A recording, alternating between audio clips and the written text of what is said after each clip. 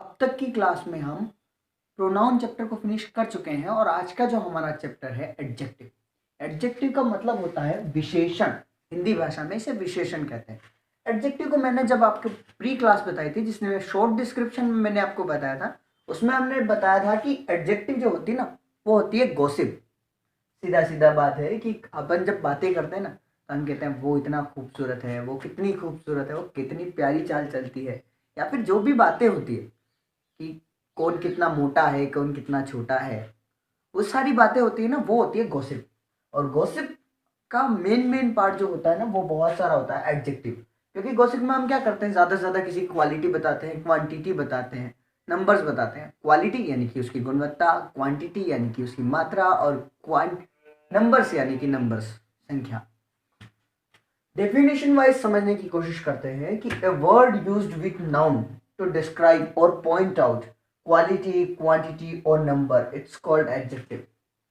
समझ में तो नहीं आया ना, इसको और एक्सप्लेनेशन में समझते हैं कि जो शब्द होते हैं ना, नाउन के साथ यूज होते हैं, और किस लिए यूज होते हैं, उसको डिस्क्राइब करने के लिए, उसको उसको बड़ी परिभाषा बताने के लिए, और उसके किसी चीज़ की तरफ पॉइंट आउट करने के लिए, उसकी क्वांटिटी के बारे में पॉइंट आउट करने के लिए, उसकी क्वालिटी के बारे में पॉइंट आउट करने के लिए, या फिर उसकी संख्या के बारे में पॉइंट आउट करने के लिए। और एक एग्जाम्पल से समझते हैं। बहुत आपने सुना होगा इस सॉन्ग को, तो कितनी अच्छी है, तो कितनी प्यारी है, प्यारी प्यारी है ओ माँ। इसमें तो कितनी अच्छी है यानी कि उसकी क्वांटिटी हो गई कितनी। अच्छा होना उसका एडजेक्टिव हो गया जो बता रहा है क्वालिटी। प्यारी प्यारी है, ये भी उसकी क्वालिटी हो गई। कितनी भोली है, ये भी उसकी क्वालिटी हो गई। यहाँ से आप एडजेक्टिव बहुत सारे, आप मैं यहाँ ऐसी कोई चीज़ नहीं पढ़ा सकता, क्योंकि ये है लैंग्वेज। और लैंग्वेज क्या होती है, जो भाषा हम अपनी कॉमन सेंस में डेली यूज़ करते हैं। ऐसी कोई चीज़ मैं आपको समझा ही नहीं सकता जो आप डेली यूज़ नहीं करते हो। हर चीज़ वहीं से निकल के आ रही है, बस आपको पकड़ना है कि आप इसमें दिन में कहाँ यूज़ करते हैं।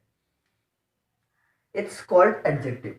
अब एडजेक्टिव के मेनली 3 पार्ट होते हैं, और भी पार्ट होते हैं जो हम आने वाले सेशन में पढ़ेंगे। एडजेक्टिव और क्वालिटी। एडजेक्टिव और क्वालिटी का एग्जांपल देखिए, big, his nose is big, उसकी नाक बड़ी है। हिज हाउस इज स्मॉल, उसका घर छोटा है। शी इज ब्यूटीफुल, बहुत सुंदर है। शी इज एंग्री, वो गुस्से में है। ऐसी जो बातें होती हैं जो हमें किसी चीज़ की क्वालिटी बताए कि वो कैसा है, वो ठंडा है, it is a cold, it's hot, ये गर्म है। ऐसी जो सारी चीज़ें होती हैं जो किसी चीज़ की क्वालिटी बताए, वो होते हैं अपने क्वालिटी के एडजेक्टिव। क्वालिटी का मतलब होता है गुणवत्ता। हिंदी में से गुणवत्ता कहते हैं, इंग्लिश में से क्वालिटी कहते हैं।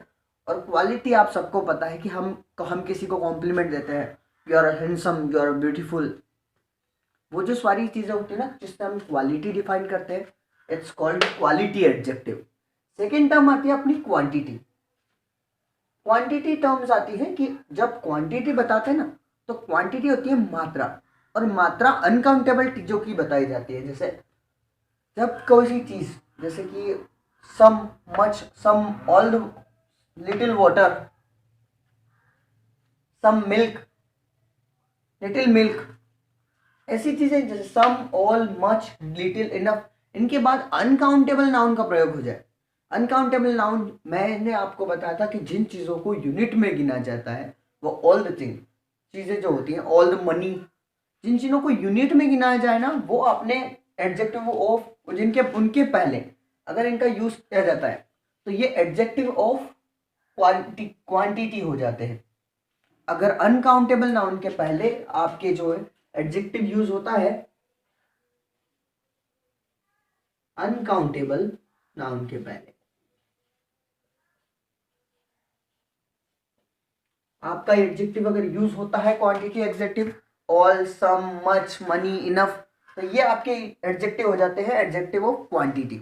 और अगर इसके बाद ऑल द बुक्स, इनफ, इसके बाद कोई भी अगर जो है आपका काउंटेबल नाउन यूज हो जाए, तो वो आपके एडजेक्टिव ऑफ नंबर्स हो जाते हैं। जैसे ऑल द बुक्स हो गया, ऑल बुक्स, क्योंकि इनको गिना जा सकता है। तो अगर ऑल, सम, इनफ, इनके बाद अगर आपका जो है काउंटेबल नाउन यूज होता है तो वो आपका यूज जो एडजेक्टिव होता है वो एडजेक्टिव ऑफ नंबर होता है। मैं जहां तक समझता हूँ आपको पूरी तरह से एडजेक्टिव की ये डेफिनेशन समझ में आ गई होगी। एडजेक्टिव के कुछ और प्रकार बचे हुए हैं जो नेक्स्ट सेक्शन में हम डिस्कस करेंगे।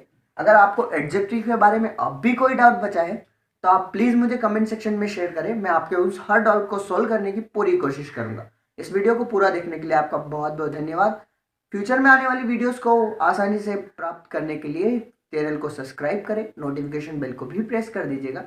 Thanks for watching this video.